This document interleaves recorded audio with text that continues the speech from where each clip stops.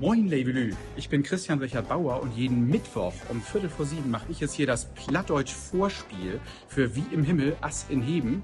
Und da nehme ich euch so ein bisschen an die Hand, da schnuppern wir zusammen rein ins Plattdeutsche. Was ist Plattdeutsch, wie hört sich das an, verstehe ich das? Klar versteht ihr das? Kommt mal mit, geht mal in. Moin Levelü, in 5 Minuten geht der Plattfestival morgen in Handlos. Das kostet nichts. Hier droht wir uns Gleeks, hier treffen wir uns gleich und hier habe ich schon Programmhefte für euch. Dann habt ihr schon mal einen Heimvorteil, wenn die anderen Leute kommen, die nicht ins Vorspiel kommen und ihr wisst das schon alles. So sieht das aus, super, ne? Was ist Plattdeutsch überhaupt? Wer versteht nicht so viel Plattdeutsch oder gar nichts? Oder weiß es noch nicht? So, genau. So.